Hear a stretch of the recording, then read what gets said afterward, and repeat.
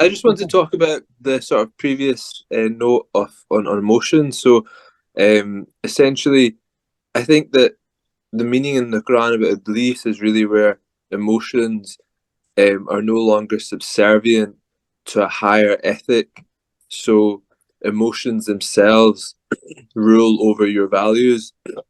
But emotions as a force are extremely powerful. They exist in our subconscious and they're often faster than our rational thinking. So we often feel emotions much quicker than we are able to reason around what we are actually perceiving at that time. Which means that if emotions are orientated towards a set of values that we wish to become adept in, then they can tell us faster than our rational thinking what's actually going on relative to those values that we wish to hold true. So if I have a set of principles that tell me what's right and wrong, and I meet a new individual and they say things, often my emotions will tell me at that time, if they're correctly orientated, what the nature is of what that person is saying. And that doesn't mean that we should act on those emotions immediately. Action should always be within the sphere of reason, but emotions can be powerful indicators in terms of forming our perception on the go. And we often see that all the time. We've seen that in this platform. We've had people coming in who have beliefs that we don't agree with. We feel anger or irritation first, and then we think, why do we feel that? And then we can rationalize that. If you have a position where you don't have a, a sophisticated ethic or a set of values, then emotions don't become subservient and they rule over us and we act on them. And that in the Quran, obviously, or elsewhere, is called impulsivity. And that is wrong and leads to despair down the line. And I think that's the differentiation between Shaitan and Iblis here, is that Shaitan appears to be the immediate reaction, the immediate emotions that arise in man, and Iblis appears to be the overarching psychological state of human beings as they cycle through impulsive action and emotions and the despairing consequences of that in their mind. And that cycles again and again and again through repeated patterns of behavior through their life. And the interesting note there was also that was covered in the lecture was that the human being in that psychological state of Iblis becomes self-hating, that he hates mankind and deliberately tries to deceive his own kind and to murder his own kind and destroy his own kind and disrespect and remove the dignity of his own kind, which displays his own manifested self-hatred, that he despises the light within himself and seeks to blot it out in other human beings. So that's a really powerful analogy the Quran has taken. But what I want to say was, fundamentally, I think the way forward for us as individuals, and there has to be some introspection when we're following this, I think, and that would be if we want to control our emotions, or even, I'd rather say, rather than control, um, make our emotions orientated towards the goals that we wish to move towards, so that if we look in that direction, our emotions are aligned with our will, that we're not in a constant fight with them, then we need two things, I think. So, one is to have a very clear definition of what our goal is, what Allah is, and what the laws guiding us are, and be specific about that. So, not have a general sense. And the reason for not having insipid notions or wishy-washy notions of this is that if you don't have a clear definition of these concepts, what human beings end up doing is projecting onto those concepts our own emotions. So then we start to project onto Allah what we want Allah to be, and we reduce the concept of Allah to a man-made concept through our projection. And I can elaborate this on a bit later as well if you want. But that's why having a clear definition is so important, that we don't bring our own ideas into these concepts and then mislead ourselves. And the second thing is, once we have a clear definition, is to act on it.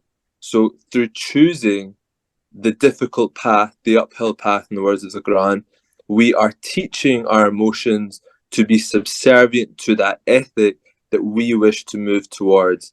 So by giving money to charity instead of investing in stocks and shares or spending on a nice car or buying a nice watch, instead by sacrificing that wealth and giving it to people who need it, ideally off iman, we are teaching our emotions that this is what's valuable to me. You are subservient to my will, and I am subservient to Allah's will.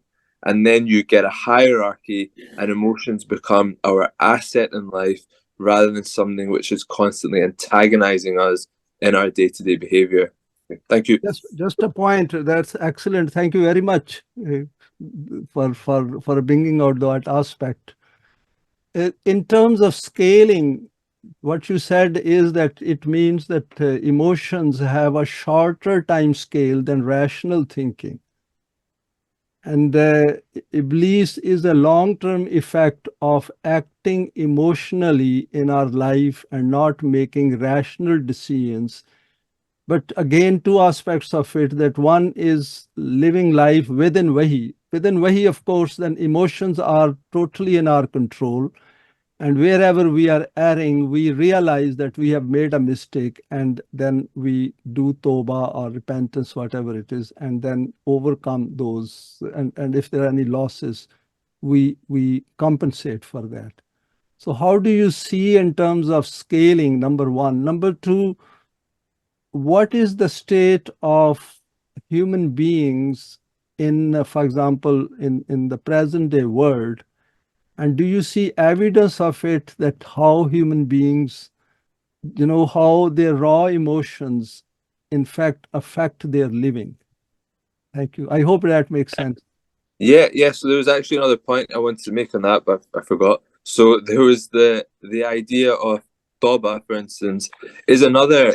Well, I think that's another action. So it's another powerful movement where we inevitably, fall from grace, as it were, and we do something wrong, and that's inevitable. And the Quran says that's inevitable for all human beings, because in that verse it states, if there was no period of respite, we would all be in Jahannam.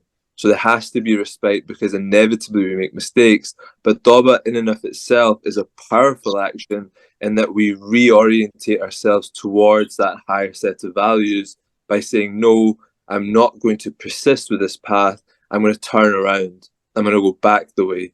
And behavior and choice, I don't think this is esoteric. I think it's clear that if we express our will, that's far more powerful than just perception. So if we say, no, this is what I'm going to do, this is what I'm going to be accountable for, this is what I'm going to hold myself responsible for, emotions naturally become subservient to that over time. But it has to be habitual, it has to be repetitive, it has to be practiced. And so I think that's I don't know if that answers the question on Toba, but coming to individuals in the world, the aspect of Iblis we haven't really touched on is the collective aspect. So we've kind of been speaking about this as individuals, but human beings, as we see in the world all the time, can often become possessed by ideologies, and then sacrifice their own autonomy to the group. And we see that with partisan politics, with them. Currently, if you look at, well, I don't really want to get into specific political movements, but to try and stay objective, if you look at human psychology, it has a whole sphere which defines the idea of the collective unconscious, which is a term coined by Carl Jung, which is where human beings as a group, where they haven't discovered their own individuality, their own ability to express their free will, become possessed by the group mentality, and then all of their behavior becomes rooted in what the group does. And there's that whole aspect of, we see that, for instance, during the COVID pandemic, where people became gripped by a sense of fear completely external from them. And they're all possessed, and you see that, and it's evidenced by when you speak to them, what you see is the same tropes being repeated again and again and again, the same ideas, the same words being repeated again and again and again, almost as if they were physically in the grip of something else, rather than expressing their own will. And I'd say that is also a facet of Iblis, that there is a collective aspect where everyone is consumed by the same sort of fire, as it were. And I think that's really quite interesting. Although the Quran doesn't go into, I don't think it goes into it very specifically, except maybe in that verse where it says we're going to, group you all together and throw you all into hell. I think it's a figure of speech that as individuals you follow Shaitan, as individuals you have a part of Iblis in you. But if you let this rule, then you become collectively a force unit of Iblis.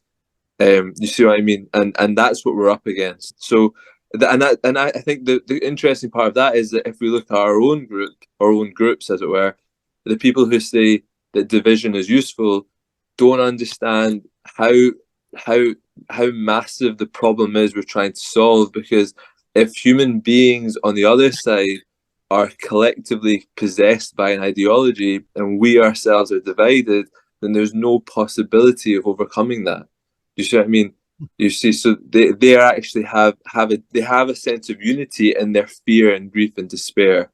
You see what I mean? And that's what you see when you go out day to day, is that everybody's possessed by these tropes, these fundamental assumptions about life, that life ends with death, that capitalism is useful, that democracy is the highest good. These sorts of ideas, they're tropes that can't be broken, and they're fundamental assumptions that shape their worldview, and that's what we're up against. So you can't have divisions in the group, really, because you'll just fall apart once you meet actual ideologies that you're trying to confront, if that makes sense. So you mean that if the ideology, when human beings, because Quran is giving an ideology, the Iman means ideology in which Allah as a model comes for human self, and then of course the hereafter, and then the whole spectrum of these permanent values. So if we are thinking outside the Quranic ideology, then we will essentially have all kinds of Iblisi and satanic ideologies which will keep us divisive. And if people are comfortable with those divisions, then it is not possible for those people to remove their divisiveness and come to the path of the Quran. Yeah, because even in small aspects, they're possessed by something other.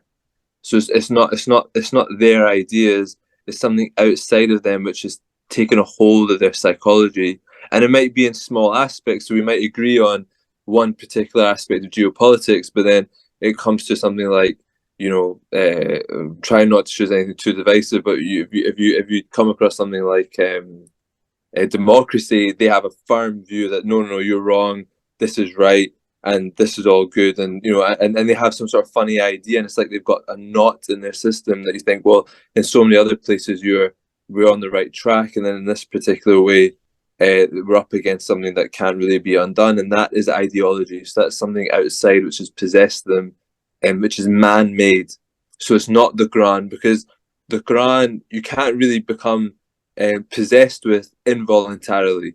And that's the beauty, I think, of the Quran, is that you really need a lot of voluntary effort to come towards this.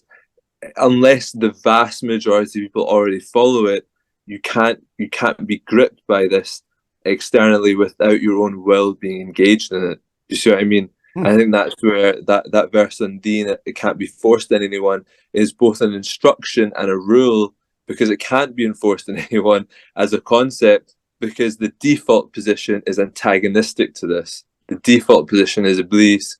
This is something over and above that. It's higher. It has to be sought after. Does that make sense? So, I agree.